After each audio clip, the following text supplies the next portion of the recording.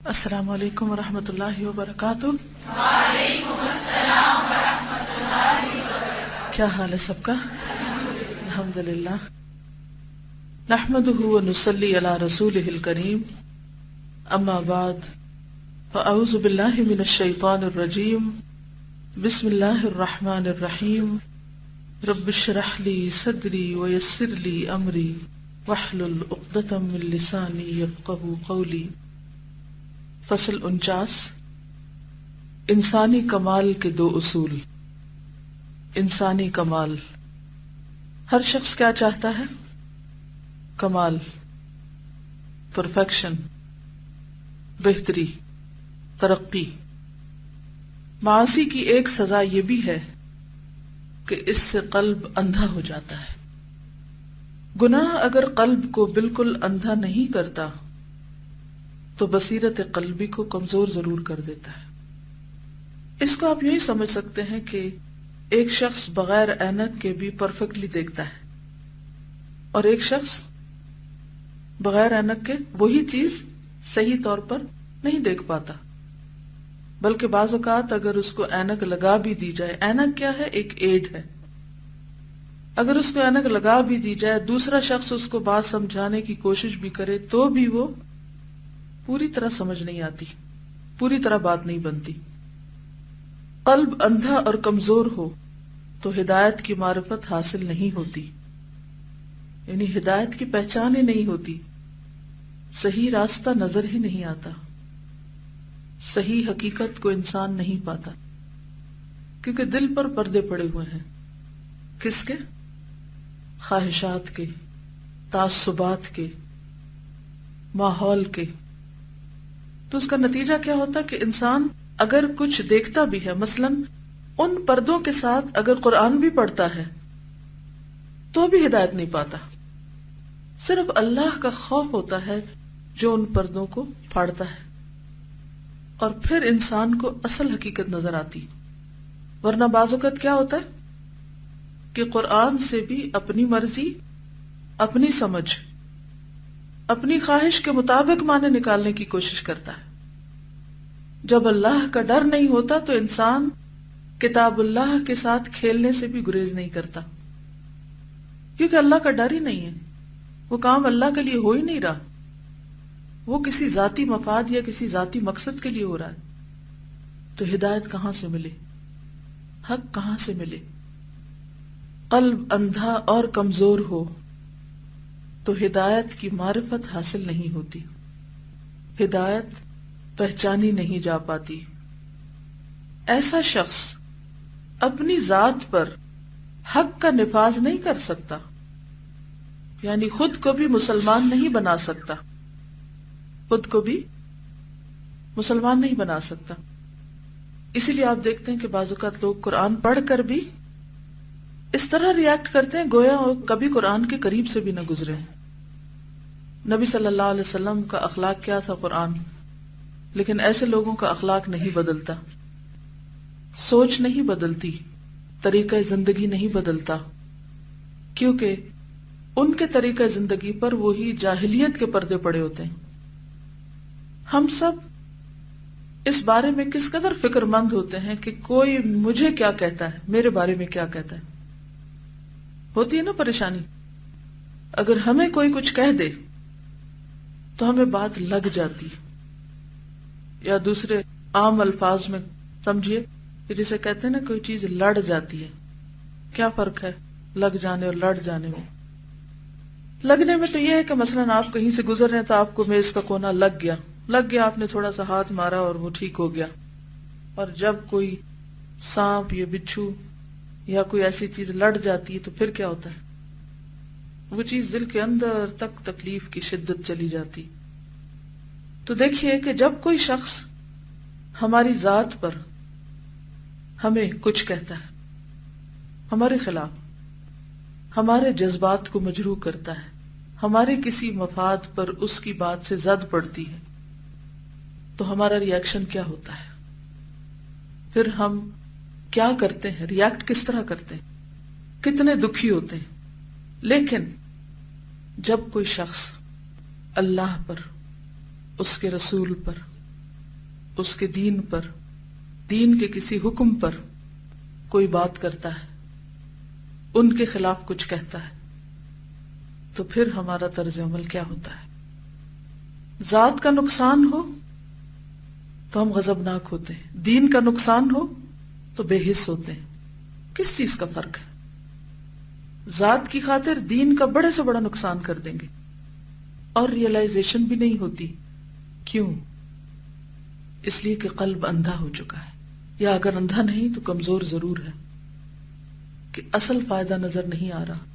اصل فائدہ کس میں ہے؟ اپنی ذات کو بچانے میں، اپنی ذات کے دفاع میں؟ وہ تو اللہ کرے گا، ان اللہ یدافع عن الذین آمنوا، وہ تو اس کا کام ہے۔ ہمارا کام کیا ہے؟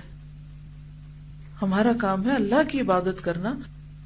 اس کے خلاف کوئی بات ہو، اس کے دین کے خلاف کوئی بات ہو، جب اس کے دین کو کوئی نقصان دے رہا ہو تو اس وقت دفاعی قوت کو متحرک کرنا۔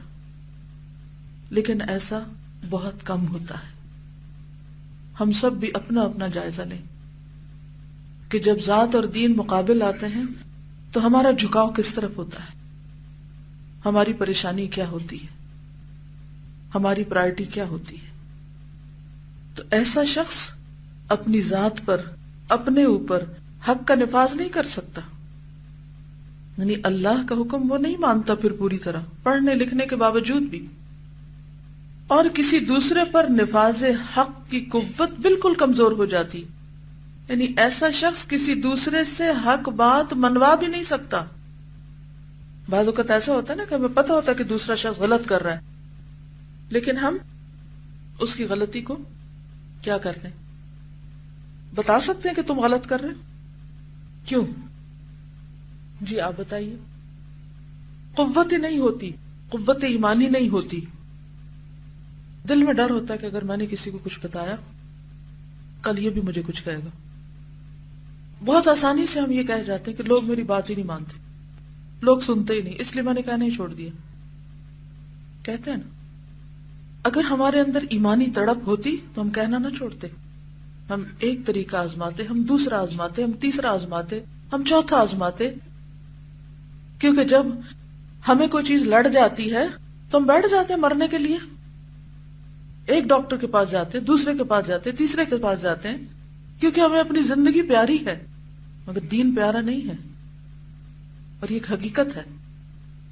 تو بات یہ ہے کہ ایسا شخص نہ اپنی ذات پر حق کا نفاذ کرتا ہے، کیونکہ بعض اوقات حق ہمارے ہی خلاف ہوتا ہے، ہمارے خلاف جا رہا ہوتا ہے، تو ہم اپنا دفاع کرتے رہتے ہیں، تعویلیں کرتے رہتے ہیں، اور کسی دوسرے پر نفاذ حق کی قوت بالکل کمزور ہو جاتی، کیونکہ قوت بصیرت کمزور ہو جاتی، یہ سمجھ نہیں آتا کہ کرنا کیا اور کیسے کرنا ہے۔ انسانی کمال کا مدار یعنی انحصار دو بنیادی امور پر ہے۔ دو چیزیں ہوتی ہیں کمال کی، اول حق اور باطل کی معرفت، حق اور باطل کی پہچان، فرقان کا ہونا، کرائٹیریا ہونا، کیا صحیح ہے اور کیا غلط، جو صحیح ہے وہ کیوں صحیح ہے، جو غلط ہے وہ کیوں غلط ہے۔ دوم، باطل کے مقابلے میں حق کے اختیار کرنے کی قوت، باطل کے مقابلے میں حق کے اختیار کرنے کی قوت، کہ نہیں مجھے باطل نہیں اختیار کرنا، حق اختیار کرنا ہے، چاہے وہ میرے اپنے خلاف کیوں نہ جا رہا ہو۔ دنیا اور آخرت میں مخلوق کی منزلوں میں فرق اور تفاوت اسی قدر ہوتا ہے، یہیں سے درجے بلند ہوتے ہیں، جس قدر ان میں دو امور میں تفاوت ہوتا ہے۔ تفاوت کس کو کہتے ہیں؟ فرق، فاصلہ۔ انہی دو امور کی بنا پر اللہ تعالیٰ نے انبیاء کرام کی تعریف اور توصیف فرمائی ہے۔ ارشاد ہوتا ہے سورۃ صاد 45، اور اے پیغمبر صلی اللہ علیہ وسلم ہمارے بندوں ابراہیم اور اسحاق اور یعقوب علیہ السلام کو یاد کرو، وہ ہاتھوں اور آنکھوں والے تھے۔ الایدی، قوت سے مراد یہی تنفیذ حق کی قوت ہے، ید کو انہوں نے قوت سے تعبیر کیا ہے، اور الابصار سے دینی بصیرت مراد ہے۔ اللہ تعالیٰ نے انبیاء کرام کی مدح اور توصیف یعنی تعریف، ادراک حق، حق کو پانا، اور تنفیذ حق، حق کو نافذ کرنا کے کمال کی وجہ سے کی ہے۔ کہ ان کے اندر یہ قوت تھی. سمجھ نہیں آ رہا پریشانی کیوں ہے؟ کچھ چہروں پہ پریشانی دکھ رہی ہے. زیادہ مشکل ہے.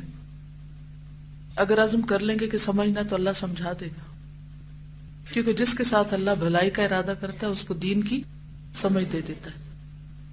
اور اگر سمجھ نہیں آ رہی تو پوری کوشش کریں کہ کیوں نہیں آ رہی، کمی مجھ میں ہے. اور جہاں مشکل ہے وہاں آپ نشان لگا کے سوال کر سکتے ہیں بعد میں. لیکن یہ باتیں ہم سب کے لیے سمجھنا ضروری ہے، کیونکہ قرآن کا طالب علم قرآن کے معلم سے فائدہ اٹھاتا ہے. ابن قیم الجوزیہ نے کئی سال جیل میں گزارے، جہاں دن رات انہوں نے قرآن کو پڑھا، اور صرف پڑھا نہیں، سمجھا، اور سمجھنے کے بعد یہ کتاب لکھی. ان دو امور کے لحاظ سے لوگوں کی 4 قسمیں ہیں.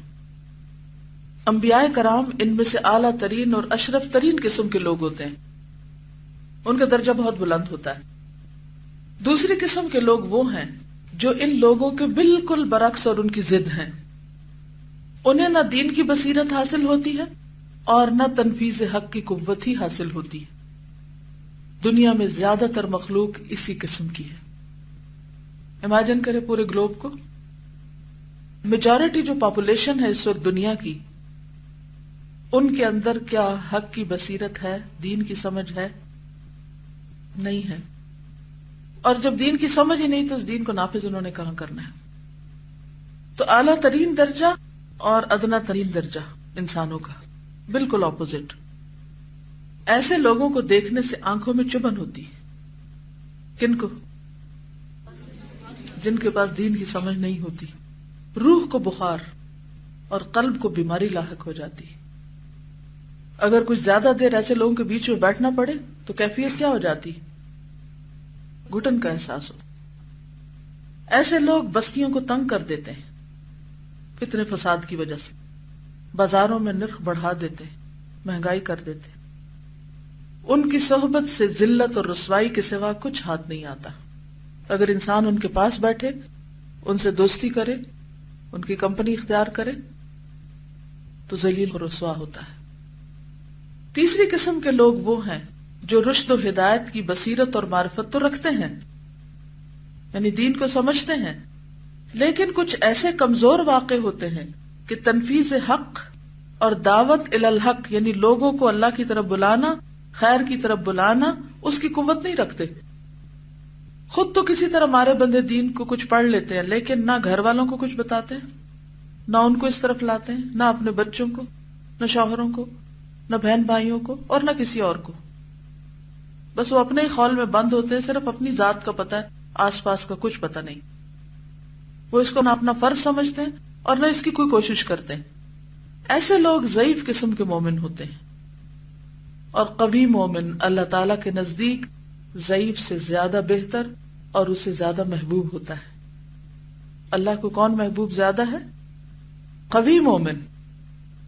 چوتھی قسم کے لوگ وہ ہیں جو قوی، صاحب قوت، صاحب عزیمت و ہمت تو ہیں، لیکن دینی بصیرت میں کمزور ہوتے ہیں. یعنی دنیاوی امور میں بہت صاحب بصیرت ہیں، لیکن دین کے معاملے میں کمزور واقع ہوئے. ان میں اس کی تمیز نہیں ہوتی کہ وہ پہچان سکیں کہ اولیاء الرحمن کون ہیں اور اولیاء الشیطان کون، بلکہ ہر کالی چیز ان کے نزدیک کھجور ہوتی ہے اور ہر سفید چیز چربی. تو وہ ایک ہی لاٹھی سے سب کو ہانکتے ہیں، ہر چیز کو جنرلائز کر رہے ہوتے ہیں. یہ لوگ ورم کو چربی کا اضافہ خیال کرتے ہیں. ورم کہتے ہیں سوجن. آپ نے دیکھو کہ بعض اوقات وہ بھیڑ کاٹ دے تو جسم سوج جاتا ہے، تو وہ سوجن کے اندر جو چیز ابھری بھی ہوتی ہے وہ چربی نہیں ہوتی. ایک موٹاپا چربی کی وجہ سے ہوتا ہے اور ایک سوجن کی وجہ سے، تو وہ اس میں فرق نہیں کر پاتے. اور اگر انہیں کوئی نفع بخش دوا پیش کی جاتی ہے تو اسے زہر سمجھتے ہیں. ایسے لوگوں میں امامت فی الدین کی صلاحیت قطعاً نہیں ہوتی. یعنی ایسے لوگ دینی رہنما نہیں ہو سکتے کہ جن کے اندر سمجھ بوجھ نہ ہو اور وہ دو چیزوں کا فرق نہ جانتے ہوں. واقعہ یہ ہے کہ سوائے پہلی قسم کے لوگوں کے کسی میں بھی امامت فی الدین کی صلاحیت نہیں ہوتی. یعنی دین کی رہنمائی کا کام وہی کر سکتے ہیں جو پہلی قسم کے لوگ ہیں، جس کیٹیگری سے کون تعلق رکھتا ہے؟ انبیاء، اور انبیاء کے بعد ان کی پیروی کرنے والے لوگ جو سچے پیروکار ہوتے ہیں. چنانچہ ارشاد باری تعالیٰ ہے السجدہ 24، اور ہم نے بنی اسرائیل میں سے پیشوا بنائے تھے. یعنی یہ پیغمبروں کی بات نہیں ہو رہی، اب ان کے بعد کے لوگوں کی جو بنی اسرائیل میں امامت کے درجے میں تھے، جو ہمارے حکم سے ہدایت کرتے تھے جبکہ وہ ایذاؤں پر صبر کرتے رہے اور ہماری آیتوں کا یقین بھی رکھتے تھے. تو دینی امامت صرف وہ شخص کر سکتا ہے جو اذیتوں پر صبر کر سکے، جو لوگوں کی طرف سے پیش آنے والی مشکلات اور تکلیفوں کو سہ سکے، اور یہ انتہائی ضروری ہے. یہ تین اہم چیزیں یہاں بیان ہو رہی. نمبر 1، یہدون بامرنا، ہمارے حکم سے ہدایت کرتے تھے، یعنی اللہ تعالیٰ کے احکامات کے ذریعے لوگوں کی رہنمائی کرتے تھے. اور دوسرے، ان احکامات کو، ان باتوں کو لوگوں تک پہنچانے کے راستے میں جو بھی مشکلات آتی تھی ان پر صبر. جب تک یہ دو چیزیں ساتھ نہ ہوں اس وقت تک دین کی رہنمائی کا کام درست نہیں ہوتا. اگر کوئی شخص دین کے نام پر کچھ اور لوگوں کو سکھا رہا ہو اور چیزیں آگے پیش کر رہا ہو، کیونکہ بعض اوقات لوگ کہتے ہیں کہ ہم دین سکھا رہے ہیں لیکن قرآن سے کوئی تعلق نہیں ہوتا، صرف کچھ شخصیتوں کے بلبوتے پر یا شخصیتوں کے افکار یا ان کے نظریات کی ترویج کی جا رہی ہوتی جن سے وہ مروب ہوتے ہیں. کیا کہا میں نے؟ بعض اوقات لوگ دین کا نام لے کر پرچار قرآن و سنت کا نہیں کرتے، شخصیتوں کی باتوں کا کرتے. وہ ان کی عظمت اور محبت میں کھوئے ہوتے ہیں کہ فلاں نے یہ فرمایا، فلاں نے یہ فرمایا. اللہ اور اس کے رسول نے کیا فرمایا یہ ان کی پرائرٹی نہیں ہوتا، نہ وہ اس کے قریب جاتے ہیں. یہ بھی دین کی صحیح رہنمائی نہیں.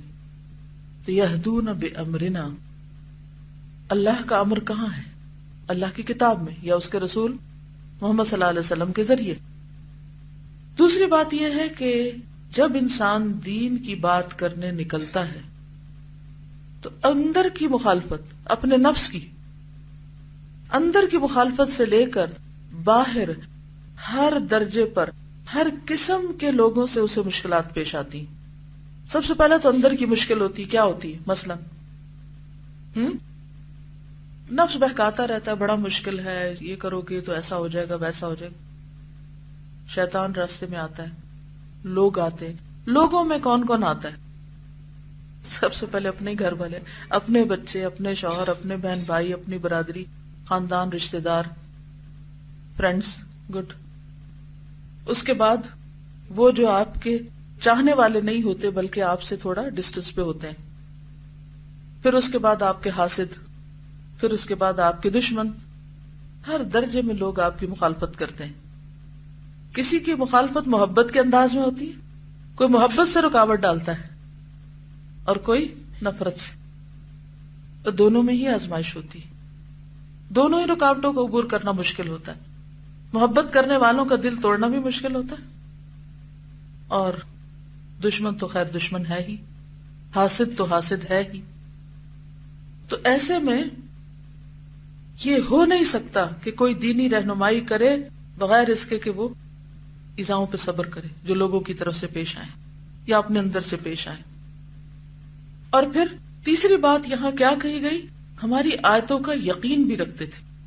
آیتوں کا یقین کہ جو اللہ نے فرمایا سچ فرمایا، اور یہی اصل کامیابی ہے اور یہی کرنے کا کام ہے.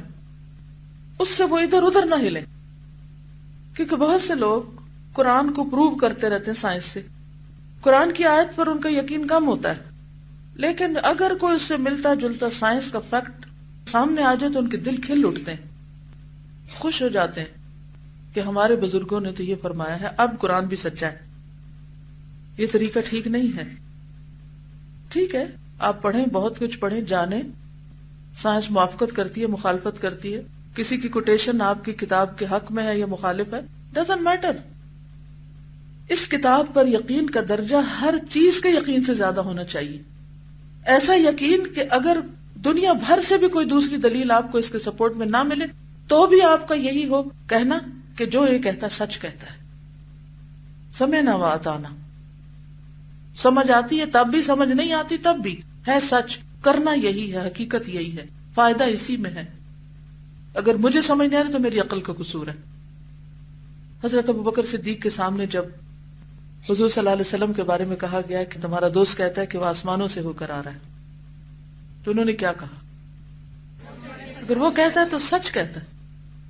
وہ تو اس سے بھی بڑی بات کہتا ہے کہ اس کے پاس آسمانوں سے وحی آتی ہے. تو اگر کوئی شخص وحی کو مان جاتا ہے تو پھر اس کے بعد کوئی بھی دوسری چیز ماننے میں کیا مشکل ہے؟ یؤمنون بالغیب. ہدایت کا راستہ تو کھلتا نہیں جب تک یؤمنون بالغیب نہ ہو. پھر شک کی تو بات ہی نہیں. تو یہ تین چیزیں جب تک نہ ہوں، اللہ کے حکم کے ساتھ رہنمائی کرنا، لوگوں کی طرف سے آئی ہوئی اذیتوں پر صبر کرنا، اور آیتوں پر پورا پورا یقین رکھنا، اس کے بغیر دین کی رہنمائی نہیں ہو سکتی. ہوگی تو کمزور ہوگی، اور جس درجے کی ہوگی نتیجہ بھی اس درجے کا ہوگا. اللہ تعالیٰ خبر دیتا ہے کہ ان حضرات نے صبر اور یقین کے ذریعے امامت فی الدین کا درجہ حاصل کیا ہے. صبر اور یقین انسرکل کر لیں اور اپنے لیے بھی کہیں بڑا بڑا لکھ لیں کہ اگر میں واقعی دین کا کام کرنے میں سچی ہوں اور اجر کمانا چاہتی ہوں اور قیامت کے دن من النبیین والصدیقین والشہداء والصالحین کے زمرے میں شامل ہونا چاہتی ہوں تو پھر صبر اور یقین ضروری ہے. اور خاسرین کی جماعت سے صرف انہی حضرات کو اللہ تعالیٰ نے مستثنی فرمایا ہے. نقصان سے یہی بچے ہوئے ہیں. اللہ اکبر. اللہ تعالیٰ اس زمانے کی قسم کھاتا ہے جس میں خاسرین اپنے خسران اور گھاٹے کی کوششیں کرتے ہیں، اور رابحین کس کو کہتے ہیں؟ نفع پانے والے، اپنے ربح اور منافع کی تحصیل کی کوششیں کرتے ہیں. اور قسم کے بعد فرماتا ہے کہ ان لوگوں کے سوا تمام لوگ خسران اور گھاٹے میں ہیں. چنانچہ فرماتا ہے قسم ہے زمانے کی، آدمی گھاٹے میں ہے، مگر وہ لوگ جو ایمان لائے اور انہوں نے نیک عمل کیے، ایک دوسرے کو حق کی ہدایت کرتے رہے اور ایک دوسرے کو صبر کی ہدایت کرتے رہے، وہ البتہ گھاٹے میں نہیں ہے. کیا چاہتے ہیں اپنے لیے؟ کیا چاہتے ہیں؟ واقعی سچے ہیں اس میں؟ سوچ لیں. میں مشکلات ہوں گی، پھر صبر سے کام لینا ہوگا. ہم کیا چاہتے ہیں کہ ہم دین کا کام بھی کر لیں اور مشکل بھی کوئی نہ آئے، ہر چیز ہماری مرضی کے مطابق برابر ہو جائے، پھر ہم اس راستے پہ چلتے جائیں اور پھر ہم فلاح پانے والوں میں شامل ہو جائیں. مگر یہ تو کانٹوں بھری راہ ہے. ایک کو چھڑا کے بچیں گے تو دوسرے میں جا پڑیں گے، دوسرے سے نکلیں گے تو تیسرے میں. کیونکہ شیطان چین سے بیٹھ سکتا ہی نہیں کہ کوئی اس راستے پہ چلے اور پھر وہ اسے آرام کرنے دے. نہیں، یہ نہیں ہو سکتا. ایک شخص فتنہ فساد کر رہا ہے، شراب پی رہا ہے، زنا میں پڑا ہوا ہے، کچھ اور غلط کام کر رہا ہے، تو شیطان اس کی طرف سے مطمئن ہو جاتا ہے کہ یہ تو آلریڈی میرا بن چکا، لہذا وہ ان کو کچھ اور اچھے کام کرنے کے لیے چھوڑ بھی دیتا ہے. تو لوگ کیا کہتے ہیں؟ کوئی بات نہیں، شراب پیتا ہے، فلاں فلاں خراب کرتا ہے، مگر اس کا اخلاق بڑا اچھا ہے. یہ عام طور پہ دیکھا ہوگا آپ نے. تو ان کے بڑے بڑے عیبوں پہ پردہ پڑ جاتا ہے صرف ان کی چند ظاہری خوبیوں کی وجہ سے.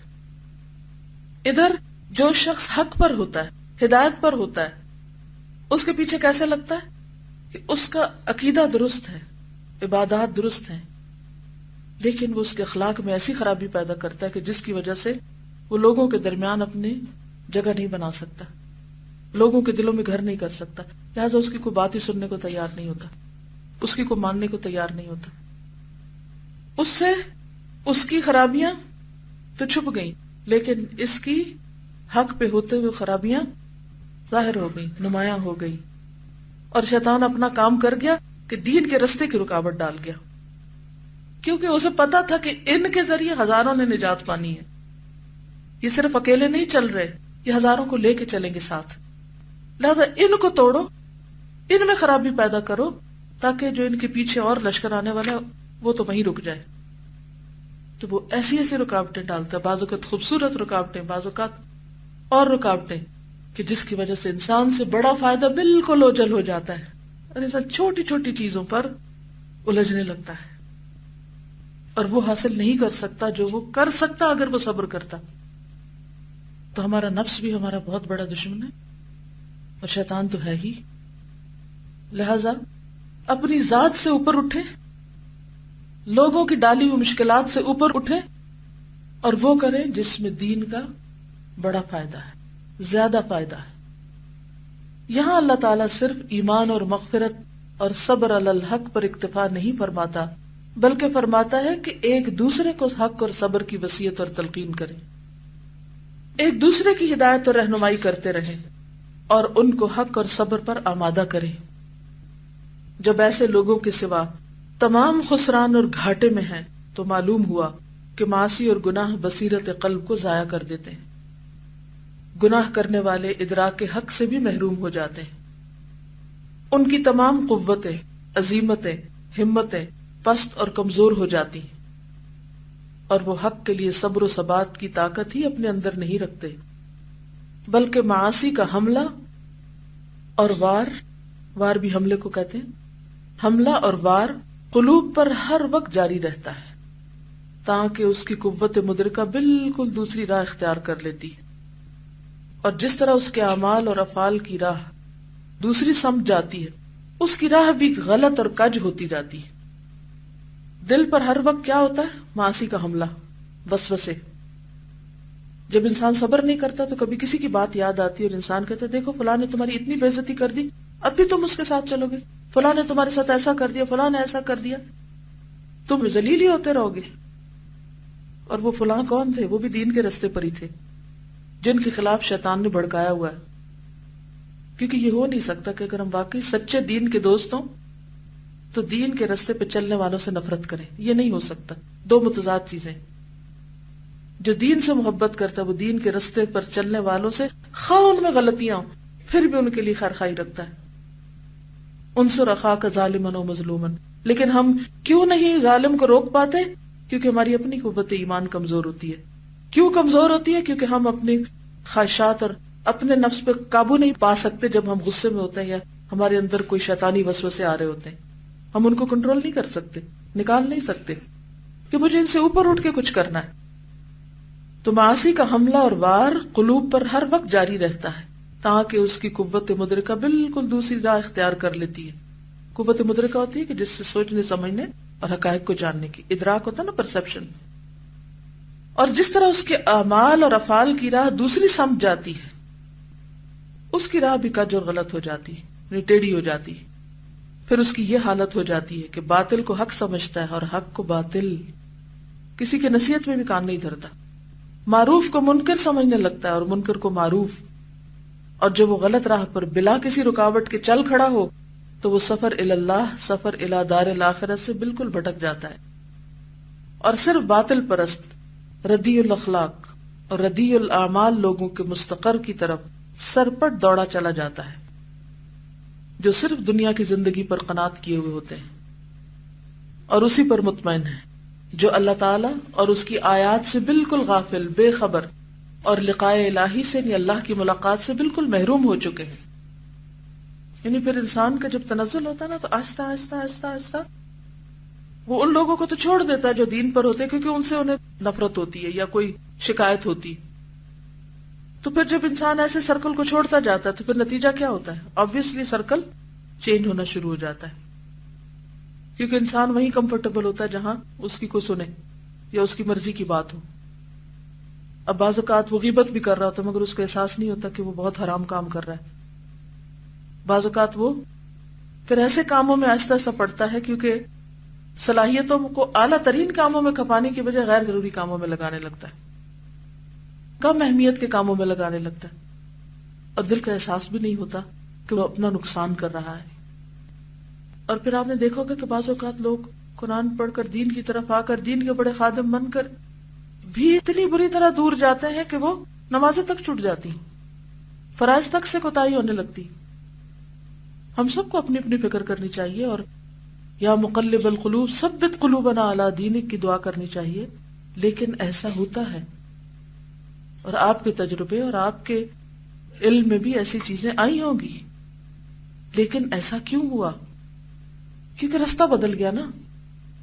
جب شروع میں رستہ الگ ہوتا ہے نا تو زیادہ نہیں پتا چلتا انسان کو کہ رستہ بدل رہا ہے. ہوش اس وقت آتی ہے جب بہت دور چلا جاتا ہے انسان, پھر پلٹنے کی ہمت نہیں ہوتی, پھر انسان کہتا ہے اب کیا کیا جائے.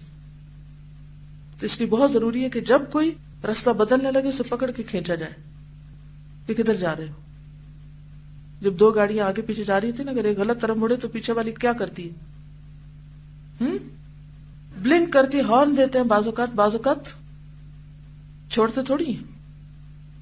جی دنیاوی معاملات میں تو ہم پریشان ہو جاتے ہیں کہ دوسرا غلط طرف چلا گیا, لیکن دین کے معاملات میں دین والوں کی حس بھی اتنی کمزور ہوتی ہے کہ انہیں پریشانی بھی نہیں ہوتی کہ دوسرا شخص کھو رہا ہے, جا رہا ہے کسی اور راستے پہ, اسے پکڑنا ہے. تو آپ کیسے نقصان سے بچ سکتے ہیں اگر آپ نے اس کو نہیں پکڑا؟ وتواصوا بالحق وتواصوا بالصبر. اور یہ انسان کے نفس کے بڑا خلاف ہوتا ہے کہ انسان اس کو پکڑ کے ساتھ جوڑے جو اس کی مخالفت کرتا ہے, یا اس کے ساتھ جڑے.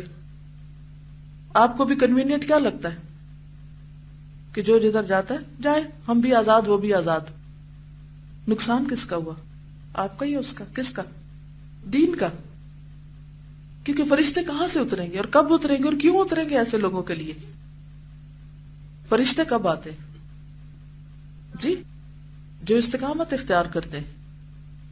پہلی بات تو آپ دیکھیے کہ اس فتنوں کے دور میں دین کا کام کرنے والے ہیں ہی کم, انگلیوں پہ گنے جا سکتے, اتنے کم. پھر ان میں بھی اختلافات اور فتنے, ان میں بھی پھوٹ. پھر کون کرے گا؟ کہاں سے آئیں گے وہ کہ جن کے اندر ایسی کوئی چیز نہیں ہوگی اور پھر وہ بڑے آئیڈیل طریقے سے دین کا کام کریں گے, پھر ان کے ساتھ ہم خوش ہوں گے. بات یہ ہے کہ ہم دنیا میں کوئی بھی کام کرتے نا تو اس میں انجوائمنٹ ڈھونڈتے. اب آپ دیکھیے کہ آج کل کا نظام تعلیم کیا ہے, بچوں کو پڑھایا کم اور انٹرٹین زیادہ کیا جاتا ہے, ان کے نخرے زیادہ اٹھائے جاتے ہیں کہ کسی طرح وہ بس قابو میں رہے, چنجنے بجاتے رہے ان کے آگے اور وہ بہلتے رہے. مزاج ہی بگڑ گئے نا, ہر چیز میں پلیجر ڈھونڈا جاتا ہے. اسی طرح کوئی بھی کام ہم کر رہے ہیں, شادی ہے تو وہ بھی کیا بن کے رہ گئی ہے, شادی سے پہلے سے شروع ہو جاتا ہے, پہلے سے لے کے شادی کے موقع, شادی کے بعد صرف اور صرف ایک چیز ڈھونڈی جا رہی ہوتی ہے, کیا ہے؟ پلیجر. اور اگر وہ نہیں تو کیا کرو؟ چھوڑ دو ایک دوسرے کو, منگنی توڑ دو, نکاح توڑ دو, سب چھوڑ دو کیونکہ پلیجر نہیں ہے. تو کیا صرف پلیجر ہی زندگی کا مقصد ہے؟ دین کا کام بھی پلیجر ہے تو دین کا کام کرو, اور اگر نہیں ہے تو اس کو بھی چھوڑ دو. تو پھر تو ہم ہر کام صرف نفس کے بہلاوے کے لیے کر رہے ہیں. کیا نبی صلی اللہ علیہ وسلم نے ہر چیز میں صرف یہی دیکھا تھا کہ ہاں فلاں قرآن کلاس میں چلو بڑا مزہ آتا ہے وہاں, اور جس دن مزہ آنا چھوٹ گیا چلو چاہے بہت کچھ بھی سیکھ رہے ہو اس لیے چھوڑ دیا کہ مزہ نہیں آ رہا؟ کیا دین مزے کے لیے صرف سیکھا جاتا ہے؟ ہر چیز مزے کے لیے نہیں ہوتی. جب تک ہمارا نفس سختیاں جھیلنے کا عادی نہ ہو اس وقت تک ہم کوئی بڑا کام نہیں کر سکتے. پھر درجے کا فرق بھی اتنا ہی ہوگا. اور جب انسان اللہ کے لیے صبر کر کے کڑوی گولی کھا لیتا ہے نا تو اس کے بعد جو سکون ملتا ہے, اس کے بعد جو سکھ آتا ہے, وہ سب سے بڑا پلیئر ہوتا ہے. گناہوں کی سزا اور کچھ نہ ہو بلکہ صرف اتنی ہی ہو تو کافی اور وافی ہے. گناہوں کی سزا اور کچھ نہ ہو بلکہ صرف اتنی ہو تو کافی و وافی ہے. اتنی ہی عقوبت کا تصور دعوت دیتا ہے, عقوبت یعنی سزا کا تصور دعوت دیتا ہے کہ انسان معاصی اور گناہوں سے پوری طرح اجتناب کرے اور اللہ کی نافرمانی قطعاً ترک کر دے. اطاعت اور عبادت قلب کو روشن کرتی ہے, قلب کو جلا دیتی ہے, قلب کو سیقل کر کے, وہ کلئی کرتے نا برتنوں پر, یعنی اوپر چمکانے کے لیے پالش, منور اور چمکدار, قوی اور مضبوط کرتی ہے. کیا چیز؟ دل کو روشن. اطاعت اور عبادت. طاعت اور عبادت کی کثرت سے قلب صاف اور شفاف, نورانی, چمکدار اور آئینے کی طرح عکسریز ہو جاتا ہے, تو اس کے اثرات عجیب و غریب ظاہر ہوا کرتے ہیں.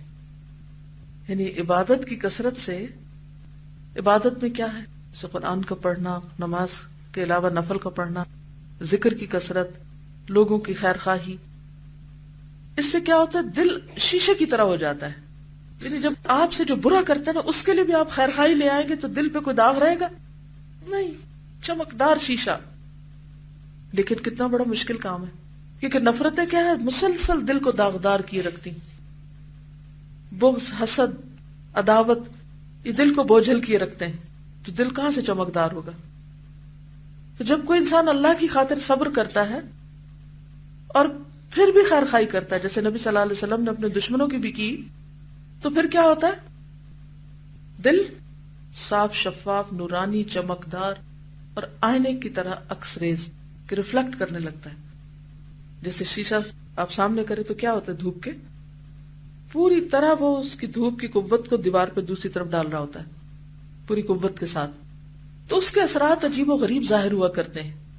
اس قسم کے قلب والے آدمی کے پاس اگر کبھی شیطان پہنچ جائے تو اس کا نور اور اس کے قلب کی روشنی کا پرتو شیاطین پر اس طرح اثر انداز ہوتا ہے جس طرح آسمان کے فرشتوں کی باتیں چرانے والے شیاطین پر شہاب ثاقب ٹوٹنے سے ہوتا ہے. پھر شیطان پاس پٹکتے ہوئے ڈرتا ہے جیسے عمر سے ڈرتا تھا.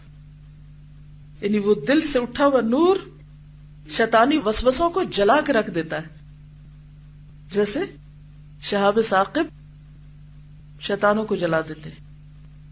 اس قسم کے قلوب سے شیاطین اس قدر ڈرتے ہیں جس قدر بھیڑیا شیر سے ڈرتا ہے، بلکہ اس سے بھی زیادہ. چلے بھیڑیے کو چھوڑ دیں، آپ اپنے آپ کو رکھ لیں شیر کے سامنے تو بات سمجھ آ جائے گی. بلکہ اس سے بھی زیادہ بسا اوقات روشن قلب انسان شیاطین کو پچھاڑ دیتا ہے کہ تو مجھے بہکانے آیا ہے، تو مجھے ورغلانے آیا ہے، تو مجھے سستی دلانے آیا ہے، میں تیری بات نہیں سنوں گا. دوسرے شیاطین ہمدردی کے لیے دوڑ پڑتے ہیں اور ایک دوسرے سے اس کی وجہ دریافت کرنے لگ جاتے ہیں کہ کیا ہوا، تو اتنا اداس کیوں ہے؟ جواب ملتا ہے کہ کسی انسان نے اسے پچھاڑ دیا ہے، اسے کسی انسان کی نظر لگ گئی. کتنے ہیں ایسے ہم میں سے؟ جو شخص اتنی قوت رکھتا ہے کہ اپنے دل سے نفرتوں کو اکھاڑ پھینکے، صرف وہی یہ قوت رکھتا ہے کہ شیطان کا مقابلہ کر سکے.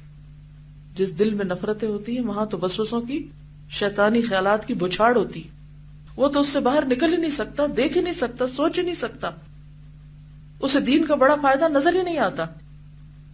جسے اپنے اوپر قوت نہیں اور وہ صرف اسی رونے دھونے میں ہے کہ اس کے ساتھ فلاں نے زیادتی کر دی، فلاں نے کر دی، فلاں نے ایسا کر لیا، فلاں نے ایسا کر لیا، وہ بھی میرا دشمن، وہ بھی میرا دشمن. سارا وقت وہ یہی باتیں سوچتا ہے اور شیطان آ کر اس کو غمگین کرتا رہتا ہے. شیطان ہی غمگین کرتا ہے نا انسان کو. کیوں غمگین کرتا ہے؟ تاکہ عمل کی قوت کم ہو جائے. اسی لیے نبی صلی اللہ علیہ وسلم کیا دعا مانگتے تھے؟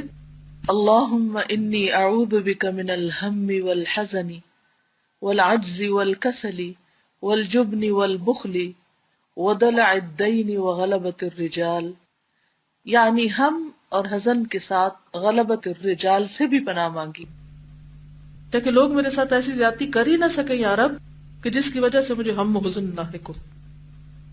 کیونکہ جب ایمانی قوت آتی ہے تو لوگوں کے اندر ایک خوف پیدا ہوتا ہے، ایسے شخص وہ ڈرتے ہیں اس کے ساتھ کچھ زیادتی کرنے سے، اور اللہ تعالیٰ بھی دفاع کرتا ہے. فَيَا نَظْرَةٍ مِّن قَلْبٍ حُرٍّ مُنَوَّرٍ يَكَادُ لَهَا الشَّيْطَانُ بِالنُّورِ يُحْرَقُ. کیا کہنا ہے نورانی قلب کی نظر و نگاہ کا کہ اس کے نور سے شیطان بھی جلنے لگتا ہے. کیا یہ روشن نورانی قلب اور تاریک اور سیاہ قلب برابر ہو سکتے؟ جس کی امیدیں تاریک اور خواہشات خبیثہ بے شمار ہوں اور جس کو شیطان اپنا ٹھکانہ بنا چکا ہے، اور ہر صبح اٹھتے ہی اسے یہ مبارکباد پیش کرتا ہے کہ اے خانہ خراب جس کی دنیا اور آخرت دونوں خراب گئیں، میری جان تجھ پہ فدا. انا قرینک فی الدنیا وفی الحشر وفی الحشر بعدها فانت قرین لی بکل مکان. میں دنیا اور اس کے بعد حشر میں بھی تیرا ساتھی ہوں اور تو ہر جگہ میرا ساتھی ہے. فَإِن كُنْتَ فِي دَارِ الشَّقَاءِ فَإِنَّنِي وَأَنْتَ جَمِيعًا فِي شِقًا وَهَوَانِ. اگر تو شقاوت و بدبختی کے گھر میں جائے تو میں اور تو دونوں شقاوت اور رسوائی کے حال میں شریک ہیں. دونوں ہی برابر ہیں ذلت و رسوائی اور بدبختی میں. چنانچہ اللہ تعالیٰ کا ارشاد ہے وَلَن الزخرف 36-39، اور جو شخص رحمان کی یاد سے غافل ہو کر زندگی بسر کرتا ہے ہم اس پر ایک شیطان تعینات کر دیا کرتے ہیں اور وہ اس کے ساتھ رہتا ہے، اور باوجود کہ شیاطین گناہگاروں کو راہ سے بھٹکا دیتے ہیں، تاہم گناہگار اپنے تئیں خیال کرتے ہیں کہ وہ راہ راست پر ہیں۔ یہ ہے بڑا دھوکہ، وہ سمجھتے ہیں کہ وہ سیدھے رستے پہ، حالانکہ وہ بھٹکے ہوئے ہوتے ہیں۔ یہاں تک کہ جب گناہگار ہمارے حضور میں حاضر ہوگا تو شیطان کو دیکھ کر کہے گا، اے کاش مجھ میں اور تجھ میں پورب اور پچھم کا فاصلہ ہوتا، مشرق و مغرب کا فاصلہ ہوتا، تو برا ساتھی ہے اور کچھ فاصلہ نہیں تمہیں آج کے دن، چونکہ تم نے ساتھ ہی نافرمانی کی ہے، اس لیے عذاب میں بھی تم دونوں ایک دوسرے کے شریک حال ہو، اکٹھے ہو۔ اس موقع پر ہم سب اپنا اپنا جائزہ لیں کہ ہماری عبادات کا حال کیا ہے۔ یہاں لفظ ذکر استعمال ہوا ہے، بہت جامع لفظ ہے۔ ذکر دعاؤں کے لیے بھی آتا ہے، ذکر قرآن کے لیے بھی آتا ہے، ذکر نماز کے لیے بھی ہے، ذکر کائنات کو دیکھ کر اللہ کو یاد کرنے کے لیے بھی ہے، اور باقی بھی جو تسبیحات وغیرہ ہم پڑھتے ہیں ان سب کے لیے بھی لفظ ذکر آتا ہے۔ ذکر ایک جامع لفظ ہے۔ تب ایک ایک چیز کو سامنے رکھ کے پرکھیے کہ حال کیا ہے۔ مثلا صبح کیا آپ نے، اٹھتے ہی دعا یاد رہی پڑھنی یا نہیں؟ واش روم میں گئے، کیا دعا پڑھنی یاد رہی یا نہیں؟ واپس نکلے، وضو کیا، اللہ کو کتنا یاد کیا؟ نماز کے لیے کھڑے ہوئے، نماز میں اللہ کی یاد کا کتنا حصہ تھا؟ Very important question.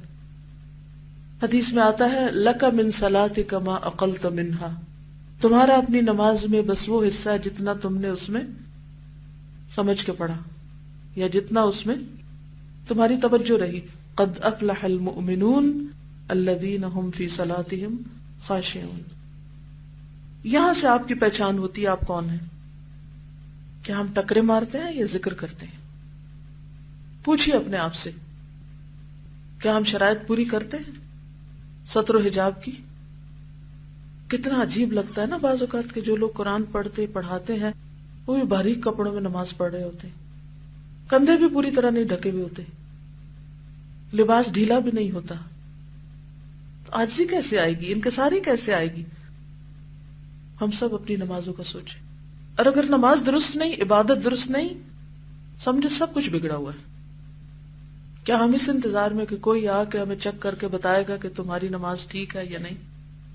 ابھی تک تو ہمیں پتہ چل جانا چاہیے کہ نہیں؟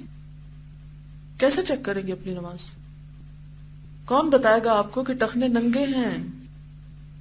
کون بتائے گا؟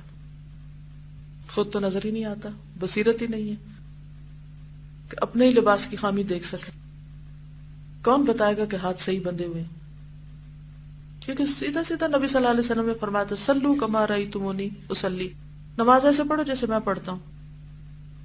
صحیح احادیث دلائل سے ثابت چیزیں موجود ہیں، پڑھ لی ہیں، جانتے ہیں، عمل کوئی نہیں کرتے۔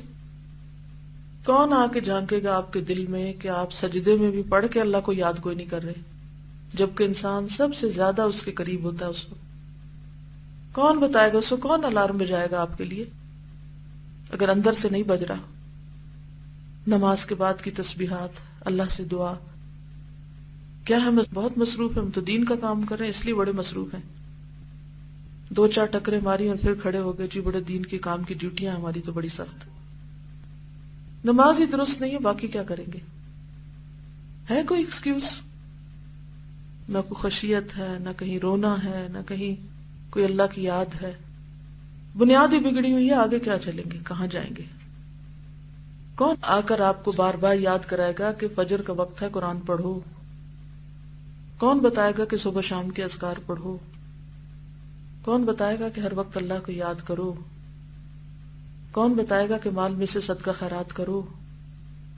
کیسا ہوگا وہ دن کہ قرآن پڑھ کر آنسو آ جائیں، تنہائی میں بیٹھ کے، لوگوں کے بیچ میں نہیں، یا کسی قاری کی زبردست آؤٹ سٹینڈنگ قرات سن کے تو پھر آپ جیسے کوئی گانا سن کے روتا ہے ایسے ہی رونے لگ جائیں۔ بات تو یہ ہے کہ آپ خود پڑھیں اور سمجھیں اور روئیں اور تنہائی میں روئیں۔ تو جب تک عبادت درست نہیں، جب تک دل اللہ کے ساتھ لگا ہی نہیں، شیطان جڑ نہیں چھوڑے گا، شیطان نہیں چھوڑے گا، یہ نہیں پیچھے ہٹے گا. اس کا مقابلہ میں اور آپ نہیں کر سکتے. جتنا اللہ سے تعلق مضبوط ہوگا اتنا اس کی طرف سے دفاع ہوگا، اتنی پروٹیکشن ملے گی. وَمَن يَعْشُ عَن ذِكْرِ الرَّحْمَنِ نُقَيِّضْ لَهُ شَيْطَانًا فَهُوَ لَهُ قَرِينٌ. دوستی کے بھی لیول ہوتے ہیں نا. تو قرین وہ ہوتا ہے جو ہر وقت ساتھ لگا رہے، کیونکہ دل میں اللہ کی یاد ہے ہی نہیں پکی صحیح والی، تو جب صحیح یاد نہیں تو وہ چھوڑتا ہی نہیں، وہ ساتھ لگا ہی رہتا، لگا ہی رہتا ہے. کیونکہ یاد بھی کہاں صرف زبان تک، اس کے نیچے نہیں آتی نا. تسبیح بھی کر لیتے ہیں، دعائیں پڑھ لیتے ہیں، قرآن پڑھ رہے ہیں، نمازیں پڑھ رہے ہیں، حلق کے اوپر اوپر اوپر اوپر. یہ تو حق ادا کرنا نہ ہوا. وَإِنَّهُمْ لَيَصُدُّونَهُمْ عَنِ السَّبِيلِ. پھر جب شیطان ساتھ لگا رہتا ہے تو وہ کیا کرتا ہے؟ اصل رستے سے روکتا ہے، اصل نیکی کے کاموں کے پاس نہیں جانے دیتا، اس سے جدا کر دیتا ہے. وَيَحْسَبُونَ أَنَّهُمْ مُهْتَدُونَ. اور انسان دین سے دور بھی جا رہا ہوتا ہے اور بڑی خوش فہمی میں ہوتا ہے کہ آئی ایم رائٹ، میں ٹھیک ہوں. اور بڑے دھڑلے سے ہم کہہ رہے ہوتے ہیں فلاں کی وجہ سے میں نے نماز چھوڑ دی، فلاں کی وجہ سے میں نے قرآن پڑھنا چھوڑ دیا، فلاں کی وجہ سے میں نے دین چھوڑ دیا. یعنی دوسروں پہ ذمہ داری ڈال کے ہم خدا کی یاد سے غافل ہوتے چلے جاتے ہیں. اگر ہم واقعی قرآن پڑھے ہوئے ہیں اور قرآن ہمیں تھوڑا سا بھی سمجھ آیا ہے تو کیا یہ بات سمجھ نہیں آئی کہ دوسرے سارا بوجھ نہیں اٹھا سکتے ہمارا؟ ان پہ اگر ہم ڈال رہے ہیں اور ان پہ پڑا بھی تو خود ہم پہ بھی تو پڑے گا نا. ہم کیسے بچ سکتے کہ کسی کی بد عملی کا، کسی کی بد اخلاقی کا، کسی کی بے دینی کا شکوہ کر کے ہم اپنے فرائض سے غافل ہو جائیں؟ حتی اذا جاءنا قال یا لیت بینی و بینک بعد المشرقین فبئس القرین. جو پچھتاوا کل ہونا ہے وہ آج کیوں نہیں ہو جاتا؟ آج کیوں نہیں اس سے دوری اختیار کر لیتے؟ آج کیوں نہیں یہ کہتے یا لیت بینی و بینک بعد المشرقین فبئس القرین؟ کیونکہ اس دن تو کچھ فائدہ نہ ہوگا. وَلَن يَنفَعَكُمُ الْيَوْمَ إِذ ظَّلَمْتُمْ أَنَّكُمْ فِي الْعَذَابِ مُشْتَرِكُونَ. ان آیات میں اللہ تعالیٰ یہ خبر دیتا ہے کہ رحمان کے ذکر یعنی قرآن حکیم کو جو اس نے رسول اللہ صلی اللہ علیہ وسلم پر نازل فرمایا اور جس میں برکتیں ہی برکتیں ہیں، جس نے بھلا دیا اور اعراض کیا اس کے پڑھنے سے آنکھیں بند کر لیں. بعض اوقات ایسا ہوتا ہے نا کہ کورس کی حد تک تو پڑھ لیتے ہیں، اس کے بعد کوئی تعلق نہیں، نہ قرآن پڑھنے کا، نہ پڑھانے کا، نہ سیکھنے کا، نہ سکھانے کا، کسی بھی درجے میں. اس سے اعراض کیا ہوا ہے، اس کے لیے وقت نہیں، اس کے پڑھنے سے آنکھیں بند کر لیں، اس کے فہم اور بصیرت اور اس پر غور و تدبر کرنے سے اور اس سے مراد الہی کے سمجھنے سے آنکھیں پھیر لیں تو اللہ تعالیٰ اس کی سزا یہ دیتا ہے کہ اس پر اس کے شیطان کو مسلط کر دیتا ہے اور وہ اس کا ایسا رفیق اور ساتھی بن جاتا ہے کہ نہ حضر میں اس کا ساتھ چھوڑتا ہے، نہ سفر میں، گھر میں نہ باہر. اللہ اکبر. یہی اس کا مولا، دوست، رفیق، ساتھی اور کنبہ دار بن جاتا ہے. ردیعا لبان صدی ام تقاسما باسحم داجن عوض لا يتفرق. ایک ہی ماں کی چھاتیوں سے دودھ پینے والے مستقبل میں کبھی متفرق نہیں ہو سکتے. یہاں تو ہمارے یہاں تو یہ رواج نہیں نا کہ دوسرے بچوں کو دودھ پلایا جائے. تو عربوں میں تو ایک عورت ایک وقت میں ایک سے زیادہ بچوں کو بھی دودھ پلاتی تھی. تو وہ جو بچے ساتھ دودھ پیتے تھے ان کی جو محبتیں ہوتی تھی عمر بھر رہتی تھی کہ انہوں نے ساتھ دودھ پیا. پھر ایسا ہوتا نا جو بچپن میں ساتھ رہتے ہیں ان دوستوں کی محبتیں زیادہ ہوتی، پھر اس کے ساتھ آگے بڑھتے بڑھتے پھر اللہ تعالیٰ یہ خبر دیتا ہے کہ جو راہ میری اور میری جنت کی طرف جاتی ہے شیطان اپنے رفیق کو اس سے بھٹکا دیتا ہے اور دور پھینک دیتا ہے. اس پر بھی یہ گمراہ اپنے کو رشد و ہدایت کا علمبردار سمجھتا ہے. یہ ہے نا اصل بات، یعنی ہے بھٹکا ہوا لیکن خود کو کیا سمجھتا ہے؟ رشد و ہدایت کا علمبردار. تاکہ جب یہ دونوں کے دونوں قیامت کے دن پروردگار عالم کے حضور میں حاضر ہوں گے تو یہ اپنے شیطان کو دیکھ کر کہے گا یا لیت بینی و بینک بعد المشرقین. الزخرف 38. کاش میرے اور تیرے درمیان مشرق و مغرب کی دوری ہوتی. ارے او شیطان، تو نے دنیا میں بھی میرا ساتھ نہ چھوڑا اور مجھے راہ حق سے بھٹکا دیا، ہدایت و رشد سے دور کر دیا تاکہ مجھے ہلاک کر دیا، اور آج بھی تو میرا ساتھ نہیں چھوڑتا. یہ قاعدہ ہے کہ کوئی مصیبت زدہ کسی دوسرے کو اپنی جیسی مصیبت میں پھنسا دیکھتا ہے تو ایک گناہ اسے تسلی ہو جاتی ہے کہ یہ بھی اسی بلا میں مبتلا ہے جس میں میں مبتلا ہوں. مثلا ایک کینسر کا پیشنٹ صحت مند انسان کو دیکھ کر بہت دکھی ہوگا کہ وائی می، مجھے کیوں مصیبت آ گئی، لیکن اگر کسی اور کینسر زدہ کو دیکھے گا تو اسے تھوڑی تسلی ہوگی کہ صرف میں نہیں اور بھی مشکل میں ہے. لیکن اللہ تعالیٰ اس آیت میں یہ خبر دیتا ہے کہ یہاں اسے اس قسم کی تسلی بھی میسر نہیں ہوگی. ایک ساتھی اپنے ساتھی کو اپنی مصیبت میں شریک پاتا ہے تو اسے ایک گونا راحت، فرحت اور تسلی ہوتی ہے، جیسا کہ حضرت خنسا نے اپنے بھائی صخر کی موت پر کہا ہے، وَلَوْلَا كَثْرَةُ الْبَاكِينَ حَوْلِي عَلَىٰ إِخْوَانِهِمْ لَقَتَلْتُ نَفْسِي. اگر میرے ارد گرد اپنے بھائیوں پر رونے والوں کی کثرت نہ ہوتی تو میں اپنی جان کو ہلاک کر لیتی. تو چونکہ میں نے دیکھا اور بھی روتے ہیں تو میرے لیے رونا آسان ہو گیا. وَمَا يَكُونُ مِثْلَ أَخِي وَلَكِنْ أُعَزِّ النَّفْسَ عَنْهُ بِالتَّأَسِّي. اور گو وہ لوگ میرے بھائی جیسے لوگوں پر نہیں روتے، یعنی ان کے بھائی اتنے بڑے نہیں تھے، ان کا غم ہلکا ہے، لیکن پھر بھی نفس کو کچھ نہ کچھ تسلی ضرور ہو جاتی ہے، یعنی جب میں اوروں کو روتا دیکھتی ہوں. الا یا صخر لا انساک حتی افارق عیشتی وورود نفسی. اے صخر، میں تمہیں اس وقت تک نہیں بھولوں گی جب تک میں زندہ ہوں اور میری لاش قبر میں نہ جائے گی. ذیل کی آیت میں اللہ تعالیٰ نے صاف صاف فرما دیا کہ اہل دوزخ کو اس اور کچھ فائدہ نہیں تمہیں آج کے دن جب تم ظالم ٹھہرے، بے شک تم عذاب میں شامل ہو. خلاصہ کیا ہے آج کے سبق کا؟ نتیجہ کیا ہے؟ کیا سیکھا ہے؟ کیا کرنا ہے؟ What next? جی آپ فرمائیے. یعنی ہم اپنے گناہوں، اپنی کوتاہیوں، اپنے عیبوں کا بوجھ دوسرے پہ نہیں لاد سکتے.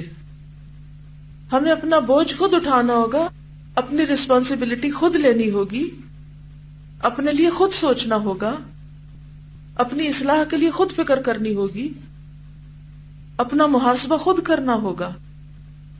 جی اور جی گڈ. ہمارے ہی گناہوں کی وجہ سے اگر ہمارے عمل میں کمی کوتاہی ہو رہی ہے تو اس کا جائزہ ہم اپنی نمازوں سے لے سکتے. نماز ہمارے لیے آئینہ ہے کہ نماز کا معیار اور کرائیٹیریا اور سٹینڈرڈ اور کوالٹی کیا ہے. جی گڈ. بالکل. جیسے کچھ دن گاڑی کھڑی رہے تو اس کا انجن جام ہونے لگتا ہے، اسی طرح جب ہم بھی قرآن پڑھتے پڑھتے چھوڑ کر بیٹھ جاتے ہیں یا اتنا نہیں پڑھتے یا اس کے ساتھ حق کا تلاوت ہی جیسا تعلق نہیں رہتا تو پھر ہمارے عمل میں بھی سستی آ جاتی.